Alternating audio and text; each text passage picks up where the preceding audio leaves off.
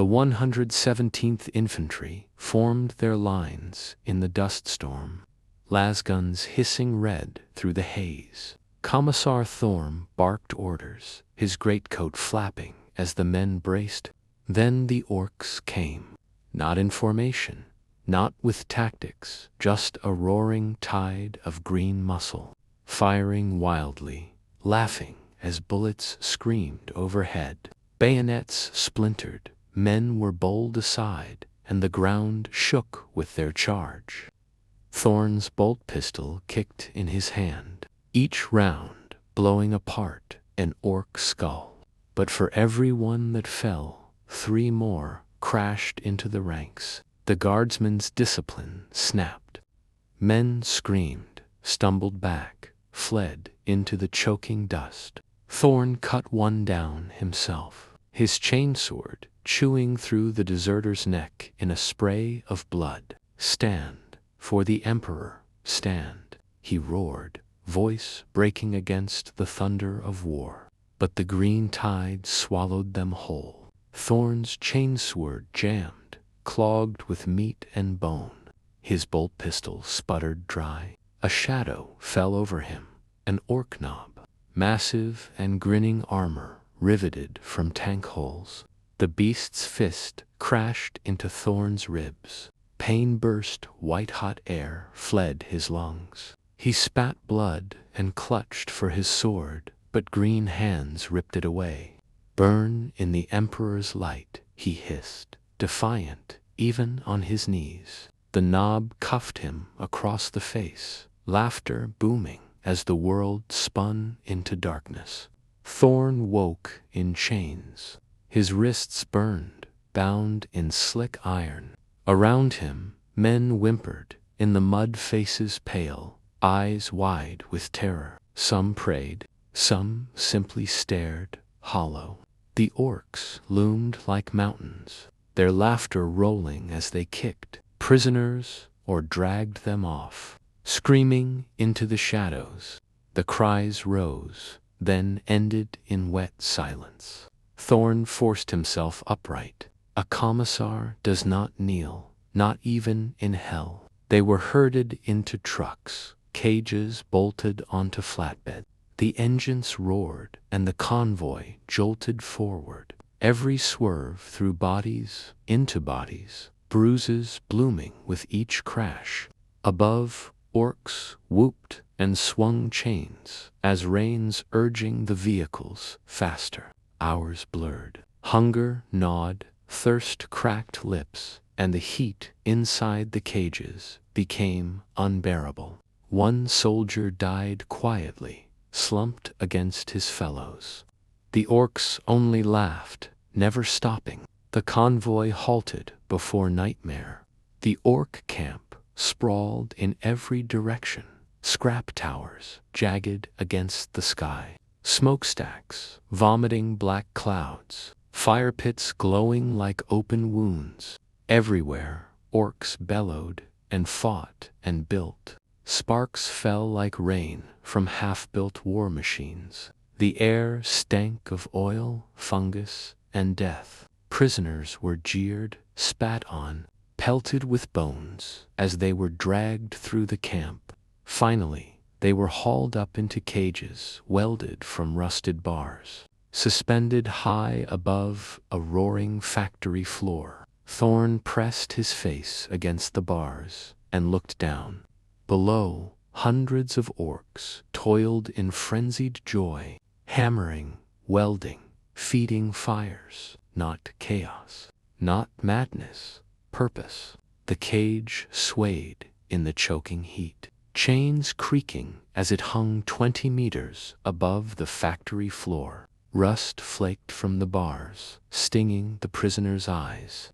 Below, orc mechs worked like mad priests at an altar, hammering together weapons of war with sparks flying in showers of fire. The noise was endless, grinding gears, roaring engines, bellowing voices that rose like hymns to their brutal god of war. Thorn gripped the bars. To fall would be mercy, to remain was torment. The air inside the cage was thick with rot, sweat, machine oil, fungus, blood, and something sweeter human decay. The smell clung to their throats, made weaker men gag. Thorn forced himself not to breathe too deeply. He had stopped trying to name the sources of the odor. Too many shapes below the cage were hard to identify. Corpses tossed into furnaces, half-buried bones beside fuel drums. Knowledge was dangerous. Best not to count the number of missing. The voice was weak, almost drowned in the roar of the forges. Thorn turned. In the shadows, at the back of the cage, lay Private Vance, barely 18, skin pale with fever. He had been unconscious for most of the last day, his body succumbing to infection. Thorn crawled across the filthy floor, ignoring the slime under his palms. The boy's breath rattled shallow. His lips trembled. "I'm here, Private."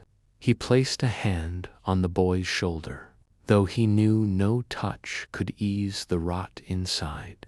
The days blurred into each other. The orcs tossed scraps into the cage fungus bread. Rancid meat, sometimes still moving. Men fought over it, snarling like animals, fists cracking teeth for a mouthful. Others refused to eat at all, muttering prayers until they fell silent and still. At night, the prisoners whispered, some of escape, some of the Emperor. Some simply laughed soft, broken laughter that bled into sobbing. Thorn listened, stone-faced. He could not allow himself to join them. A commissar must endure when all others break. The orcs never slept.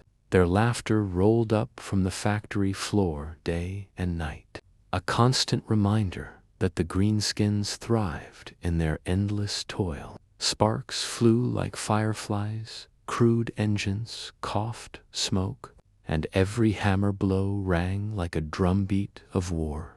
Thorn watched them, his fists clenched. It was not chaos, it was faith. The orcs built because they believed in war itself, and their belief gave it power. The sound of their joy became a torment worse than hunger. Morning and night had no meaning here. The orcs never rested. When the forges below roared louder, the prisoners knew some new project had begun.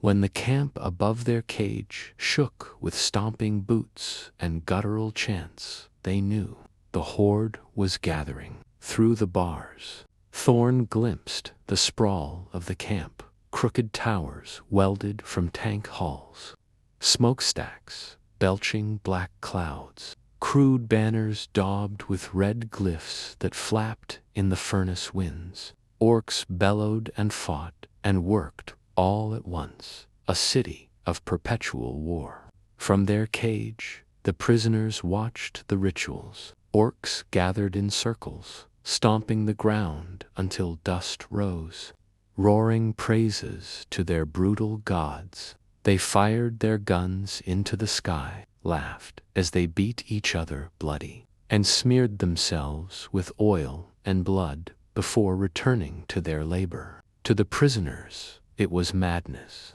To the orcs, it was faith. Not all in the camp were giants. Grots scurried like vermin, fetching tools, hauling scrap, and jeering at prisoners with high-pitched laughter. Some hurled pebbles or rotten fungus up at the cages, delighting in human misery. And then there were the squigs, snapping beasts bred for war, meat, and amusement. They fought over scraps, biting each other until one collapsed in a heap of teeth and blood.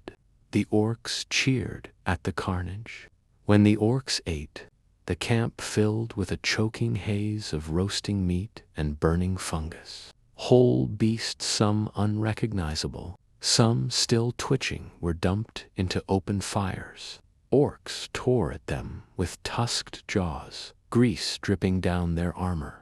The smell was unbearable. The prisoners, starving, gagged as they watched. Some cursed, some prayed. One man tried to leap through the bars, screaming only to be pulled back by his comrades. Day and night, the forges below sang their endless hymn. Hammers struck iron, sparks fell like stars. Engines roared, coughing smoke into the sky. Thorn watched as a new war machine took shape, a colossal engine of death. Plates of stolen imperial armor welded into its frame. The Orks cheered every explosion, every misfire, every burst of flame that might have killed lesser races. The prisoners understood now this was not chaos. It was creation. Creation driven by belief. In the cage, silence was rare. Men whispered in the dark, their voices carrying like ghosts over the endless roar below. Some prayed to the emperor, clutching scraps of cloth like relics. Others recited catechisms in broken voices, over and over, as if the words alone could shield them. Thorn listened, never joining. A commissar does not pray aloud. He watches, he judges, he remembers. Not all prayers held. One guardsman broke. He began laughing, soft at first, then louder, until it was wild and shrill. He laughed at the Orks, at the prisoners, at the emperor himself. The sound cut through the cage like a blade. When he would not stop, Thorn ended it with his bare hands, choking the life from him as the others looked away. Mercy through silence. Discipline, even in hell. Private Vance grew weaker with each passing day. Fever consumed him, sweat soaking his torn fatigues. Others too rotted from their wounds. Shrapnel festered, flesh blackened. There were no Medicae here, only slow death. Men huddled close to the dying, whispering comfort they did not believe. Every day the cage grew lighter, as bodies were dragged to the edge and dropped into the factory fires below. Thorn stood as sentinel, even when his body screamed for rest. He paced the cage, watching the men. He struck down despair with his eyes, crushed weakness with words like blades. He could not afford pity. If he faltered, all would crumble. Some hated him for his coldness. Others drew strength from it. Either way, he endured, because he must. Over time, voices faded. Prayers dwindled. Laughter died. Many sat in silence, eyes fixed on nothing, spirits hollowed out by hunger and fear. The cage became quieter, though never peaceful. Thorn realized then that silence was not survival. Silence was surrender. And soon, silence would claim them all. The Orks did not always leave the prisoners to rot. Sometimes, a cage would rattle as crude chains were hooked, dragging it down to the factory floor. There, the greenskins would bellow, pointing and jeering, deciding which runts amused them enough to be pulled into the dust. The chosen never returned. Their screams sometimes did, dragged from their cages. Prisoners were hurled into crude arena rings of scrap metal and burning oil drums. The Orks roared and stamped, throwing squigs or feral beasts in after them. Some men fought desperately, others froze, paralyzed by horror. The crowd did not care who won. Blood was all that mattered. Other times, the Orks released men into the wastes beyond the camp, armed with nothing but sticks or bare fists. The Orks followed with bikes and crude guns, laughing as they hunted them like prey. From the cages, the survivors could see figures fleeing across the ash dunes, cut down one by one, their bodies left as carrion for the squigs.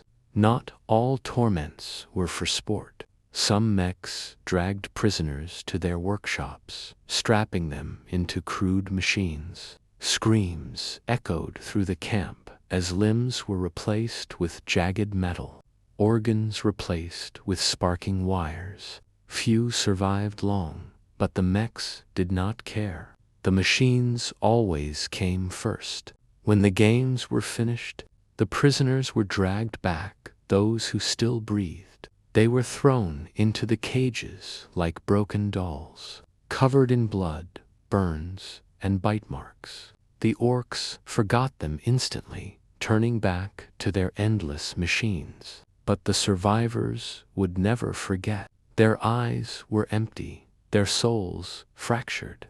The cage was quieter than ever. Too many voices had fallen silent, and the few that remained were whispers or sobs. Thorn felt the silence pressing against him like iron walls. He counted breaths, heartbeats, sparks falling from below, anything to keep thought at bay. But silence was no shield. Silence was the sound of surrender. Thorn had never doubted before. Not in the trenches of 1,000 worlds. Not under the fire of heretics or the claws of Xenos. But here, staring down into the endless chaos of the orc camp. He wondered if the Emperor could even see them. The thought shamed him, but it would not leave. That night, the orcs dragged a neighboring cage down. The humans inside fought like cornered beasts, screaming and clawing, but they were torn apart for sport. Their screams carried across the camp, echoing in the prisoners' bones. Some wept, some covered their ears. Thorn forced himself to watch every second. Private Vance did not wake again. His fever broke at last, leaving only stillness. Thorn closed the boy's eyes with a trembling hand. No prayers, no words, only silence. The men looked to Thorn, but he gave them nothing. A commissar could not grieve. Not here, not now. Something inside the cage snapped. One prisoner rose suddenly, screaming curses at the Emperor, at Thorn, at the universe itself. He threw himself against the bars, desperate to end it all in a fall to the furnaces below. Thorn caught him. He held him, pinned him, eyes blazing with fury and despair. It was then that Thorn realized the truth. Discipline was failing, and when it failed, they would all be lost. Thorn sat in the dark, head bowed. When he thought he heard it, a whisper, faint as breath, on his ear. No voice of orc, no madness of man, just the quiet certainty. Endure. He lifted his head. Perhaps it was only his mind fraying, but in that moment, he chose to believe. Inside a dark cage lit only by forge glow, Commissar Thorn sits with head bowed. A faint golden light seems to touch his face, while broken prisoners slouch around him. Sparks fall like stars from below. Cinematic, grimdark Warhammer 40k. The next day, he spoke. Not prayers, not false comforts, but fire. He reminded the men who they were. Soldiers of the Imperium, servants of the Emperor. He told them their lives were not theirs to give away. They were weapons still, even here, even now. And for the first time in weeks, eyes lifted to meet his. One prisoner, a veteran named Raoul, revealed he had kept a jagged shard of metal hidden in his boot. The orcs had missed it in their brutish searches. The shard was small, almost useless, but in the cage, it was a miracle. The men passed it hand to hand, each feeling its weight, each reminded of choice. That night, when Gratz came near to mock them, a prisoner hurled waste through the bars, striking one in the face. The orcs roared with laughter. But the prisoners laughed, too, truly laughed. For the first time since their capture, it was madness, but it was their madness. In the darkness, Thorn made them swear, not to survival, not to freedom, but to vengeance. If they ever escaped, if they ever touched a weapon again, they would not rest until the camp burned and the orcs lay in heaps. The oath was whispered like a prayer, and in that vow the cage felt a little less like a tomb. The cage groaned as the chains shifted, lowering it toward the factory floor.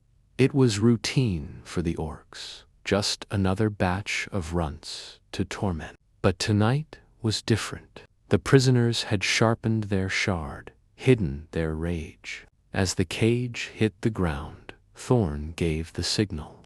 The first orc who opened the cage door never saw the shard. Ralm drove it into the creature's throat, and the green giant fell thrashing in the dirt. The prisoners surged out, half mad, beating another orc to death with fists and chains. The mob howled. The camp erupted. The games had changed. They fought like animals, desperate and wild. Every tool became a weapon rusted, pipes, chains, jagged scrap. Orcs fell laughing, thinking it a game, until more fell, and the laughter turned to rage. The prisoners grabbed torches, setting fire to machines and scaffolds. Black smoke choked the camp. Thorn led them through the chaos, striking like a blade at weak points. Grots shrieked and fled. Squigs broke free of their pens, adding to the madness. The orcs roared, firing wildly, too caught in frenzy to organize. The gate loomed ahead, crude and massive, their only chance. The orcs surged behind them, thousands of boots shaking the earth. The gate was their only salvation, and they hurled themselves against it with everything they had. Rusted hinges screamed, metal buckled. With one final, desperate heave, the gate broke open, and the prisoners fled into the blackened wastes. The prisoners stumbled into the open, lungs burning with smoke. The world beyond the camp was no kinder. Endless dunes of black ash stretched to the horizon, broken by jagged rock and twisted metal ruins. The sky was a wound, bleeding fire and smoke. Behind them, the camp roared with pursuit. Orc bikes and trucks roared out of the camp, engines screaming as they gave chase. Their headlights cut through the smoke like hungry eyes. The fugitives scattered across the dunes, diving for cover among the wrecks of old battles. The wasteland became a hunting ground. Not all could keep pace.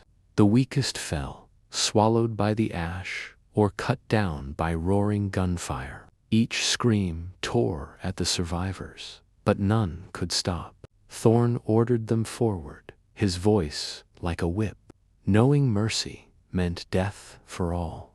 The Emperor would count their sacrifice. The wasteland itself turned against them. Winds rose, whipping the ash into a storm that blinded eyes and filled lungs. Visibility dropped to nothing. The world reduced to choking dust and howling black. But the storm swallowed their pursuers too. When the storm passed, the world was silent. Ash lay thick on the ground, burying the dead and hiding their trail. The survivors staggered onward, eyes stinging, but a flicker of hope burned in their chests.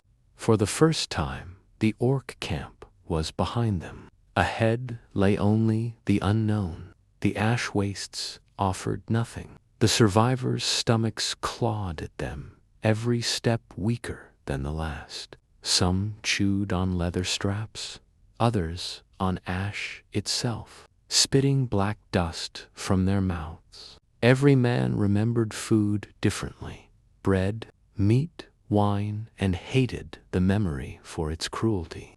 Water was worse. Their throats cracked, tongues swollen. The few who tried to drink from stagnant puddles of ash water vomited black bile until they collapsed. Thorn forbade it. Better to endure thirst than poison. The men cursed him, but they obeyed. The march broke more than Bodhi. Men began to see shapes in the dunes, hear voices in the wind. One swore he saw his mother's face in the ash, calling him home. He ran into the storm and was never seen again. No one chased him. Commissar Thorn carried the weight of command like a crucifix. Every step he forced his men forward, dragging them when they fell, striking them when they faltered. He hated himself for it, but he hated weakness more.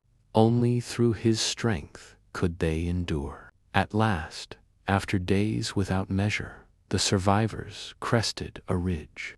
Before them lay a new horizon, darker than the last, jagged with the shapes of broken spires and ruins half buried in ash. Hope and dread warred in their hearts. Civilization or another graveyard. The survivors entered the ruins at dawn. Jagged towers jutted like broken teeth from the ash, half swallowed by time. Streets lay buried, doorways choked with dust, statues worn faceless by centuries of storms. No banners, no lights, no life, only silence.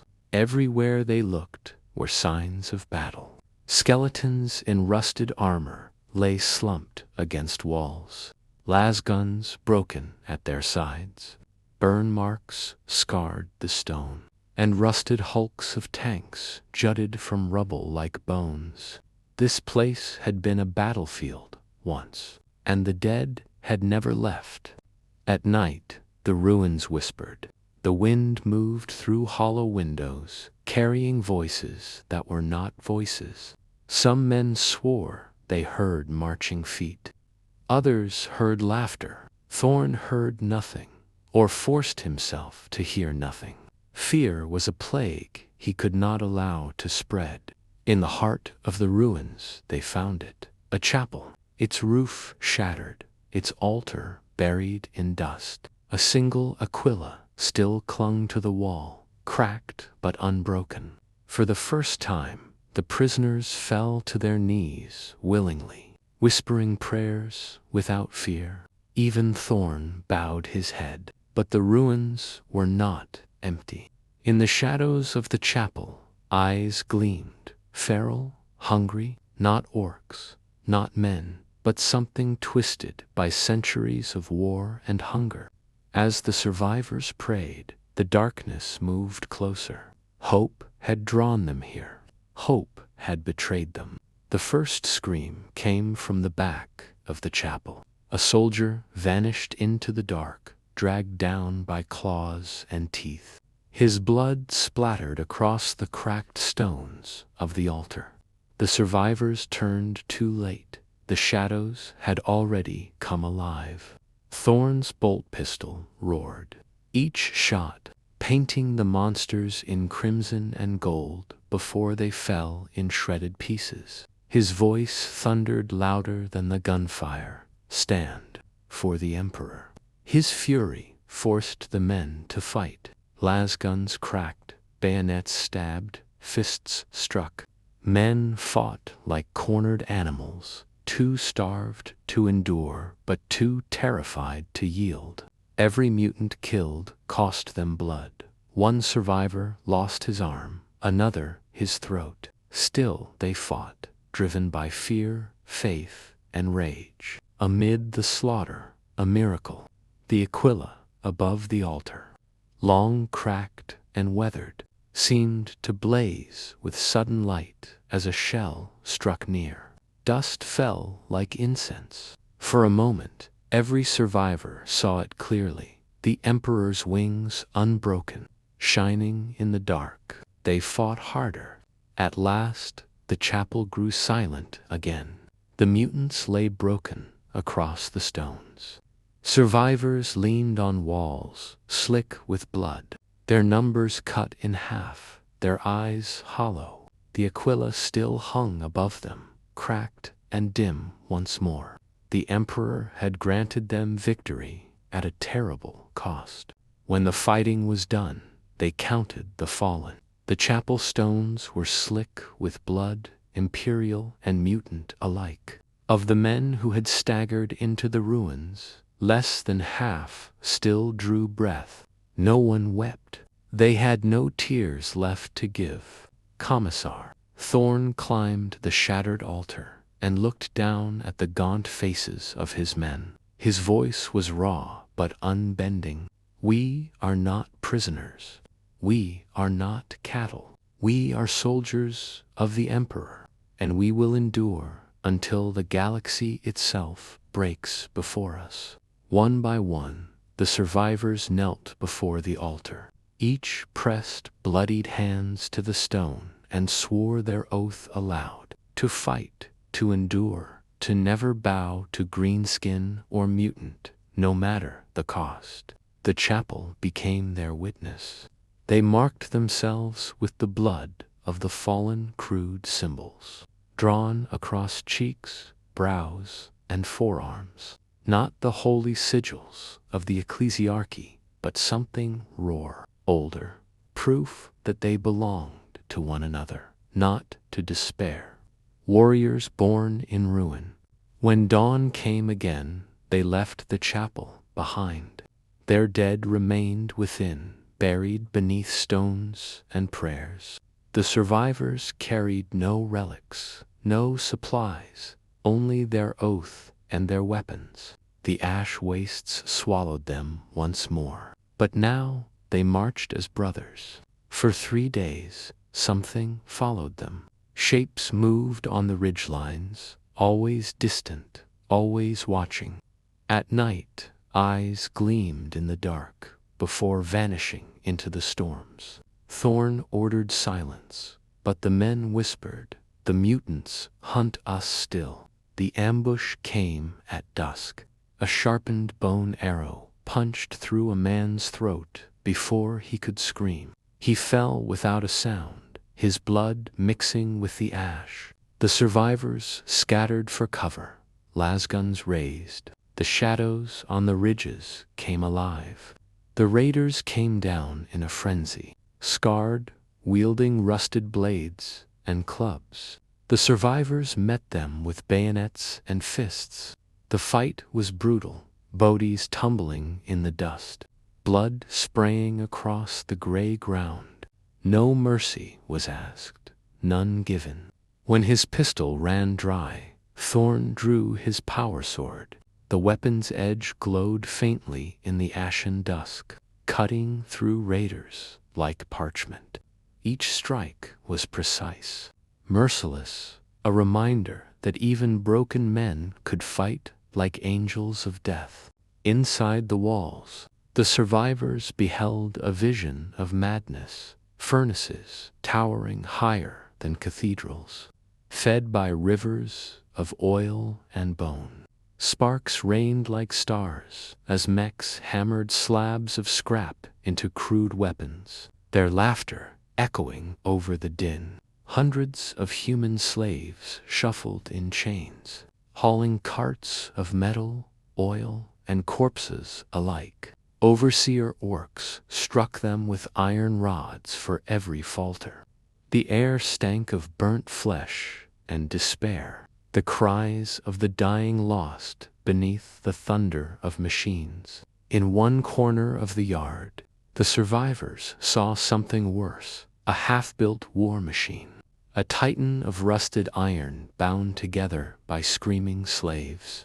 Its limbs twitched as it awakened, powered by both oil and blood.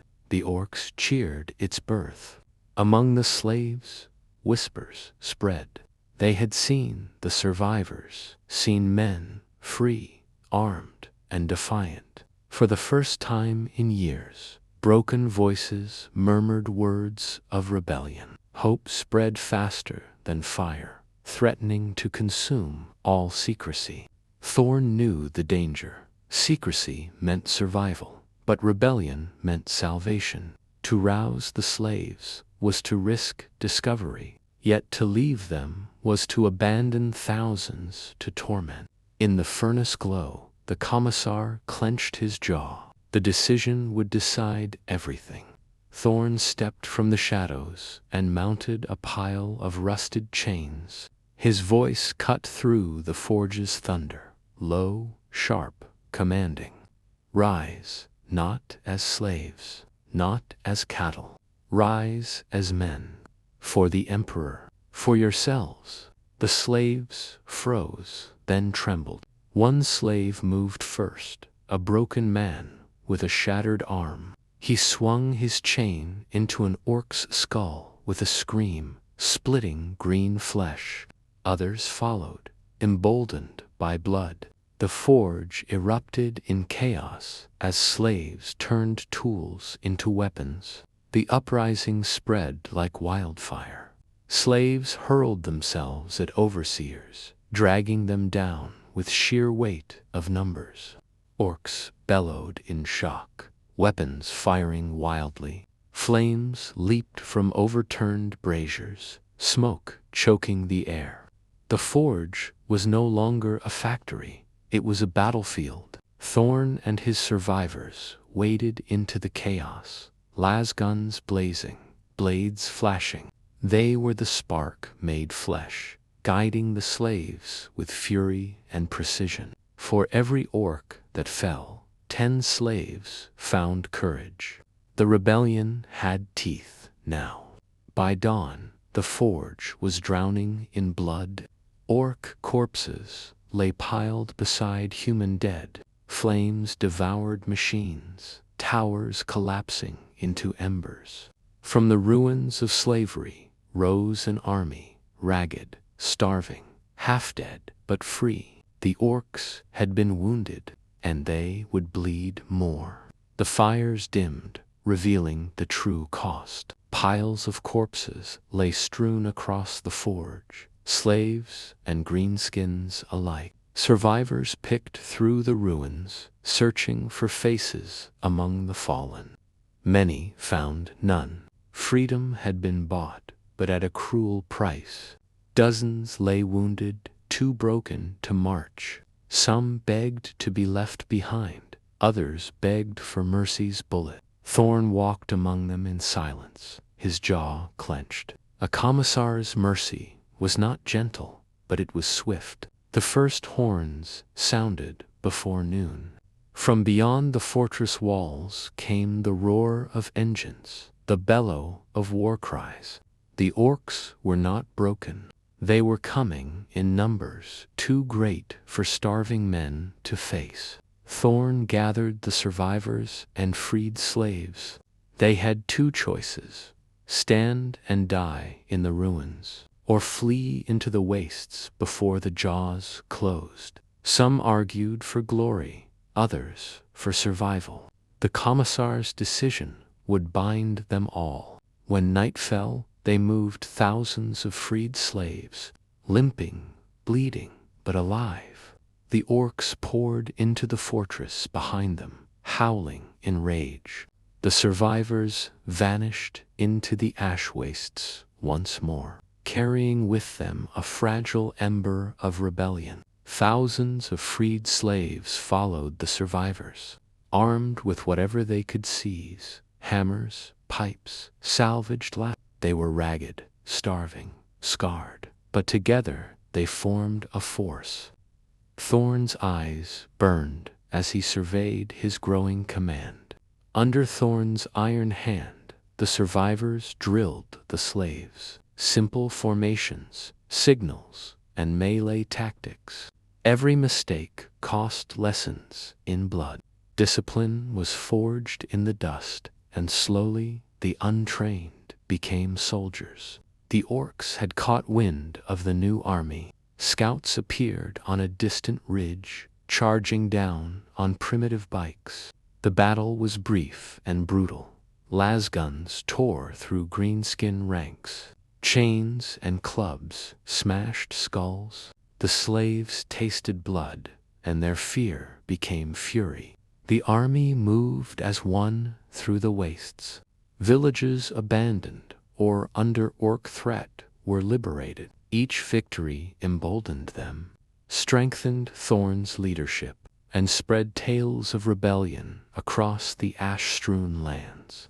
They were no longer mere survivors. The ash wastes trembled with the distant thunder of Orc engines. Thousands of greenskins poured over the dunes, banners snapping in the wind, crude horns sounding their fury. Thorn's army braced, lasguns raised, fists tightening around improvised weapons, advancing across the ash dunes, banners snapping and crude horns sounding. The ragged army of freed slaves and survivors stand ready, silhouetted against the crimson sky. Cinematic, grimdark Warhammer 40k. The first Orc wave hit like a living battering ram.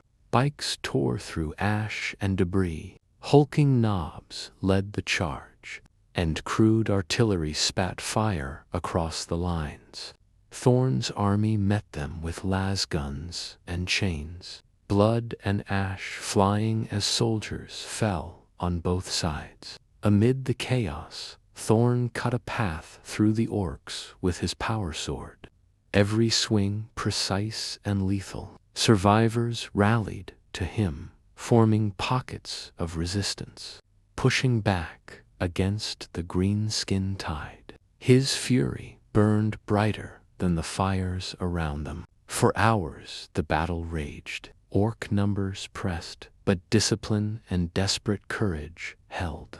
When Thorn signaled the charge, the survivors surged forward, breaking the Orc line.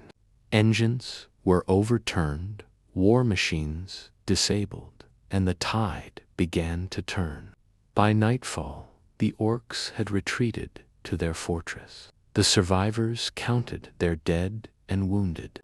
Ash lay thick over the battlefield, firelight reflecting off twisted metal. Victory was theirs, but the reckoning was far from over. The war had only begun. Thorn's army surrounded the fortress under the red ash sky. Trenches were dug in hurried haste, barricades fashioned from wrecked vehicles and scrap. The fortress loomed above, jagged towers casting shadows over the ragged soldiers below.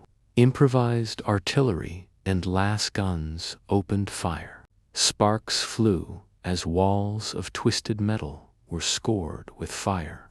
Orcs responded with crude cannons and rocket launchers. The air filled with smoke, flame, and the screams of the fallen. A lucky shell tore a jagged hole in the outer wall. Survivors rushed through the breach, facing Orcs in brutal melee. Sparks flew from power swords, chains swung, and blood-stained ash. The fortress interior was chaos incarnate. Within, the forge still roared. Orc war machines, half-finished and powered by slaves, moved in frenzy. Thorn led the survivors through corridors of fire, dodging swinging chains, molten metal, and the crushing feet of towering Orcs. Every step forward cost blood. At last, the command hall was reached. Thorn struck the war boss down with a precise swing, his power sword cracking the greenskin's skull. The fortress shuddered, chains snapping, fires collapsing. The survivors raised their banner over the rusted towers. Victory had been seized, but the cost was written in ash and blood. The survivors walked among the ruins, counting the dead and wounded. The Orc fortress was silent now, but victory carried a heavy toll. Scarred faces, missing limbs, and hollow eyes marked every soldier, proof of battles survived and comrades lost. Weapons were gathered, salvage claimed, and the wounded tended. Each piece of scrap metal and every functioning lasgun was precious. Even in victory, survival was a constant struggle. The ash wastes offered no comfort. Thorn led the survivors in a quiet ceremony. Names were spoken, hands laid on the ash-strewn stones, prayers whispered to the Emperor. The survivors wept silently, for tears were a rare luxury in a galaxy of war. Amid the ruins, small fires of hope burned. Freed slaves and survivors shared food and water, offered aid, and spoke of rebuilding. Even in the shadow of death, human resilience glimmered. Thorn gazed over the ash wastes beyond the fortress. The Orc threat was weakened, but the galaxy remained hostile.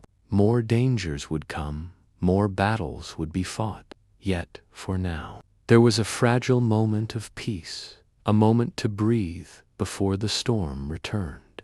The survivors formed ranks at dawn, stepping carefully through the ruins of the Orc fortress. The ash wastes stretched endlessly before them, jagged ridges and blackened valleys marking the path ahead. Every step was a challenge, every horizon a promise of danger. Thorn sent scouts ahead, men and women with keen eyes, moving like shadows over the dunes. The wastes were treacherous, sinkholes of ash, abandoned war relics, and signs of predators lurking in the distance. Each report brought new tension. A roar split the air, twisted mutants emerged from hidden gullies, launching a surprise attack. The survivors formed defensive lines, las guns firing, improvised weapons swinging. Dust and blood mixed in the red haze as chaos erupted across the dunes. Despite the ferocity of the attack, the survivors fought as one. Shoulder to shoulder, they repelled the mutants. The freed slaves now stood not as victims, but as warriors. Thorn's eyes glimmered with pride. They had become more than soldiers. They were a unit, a force of survival and vengeance. When the fight ended, the wasteland fell silent.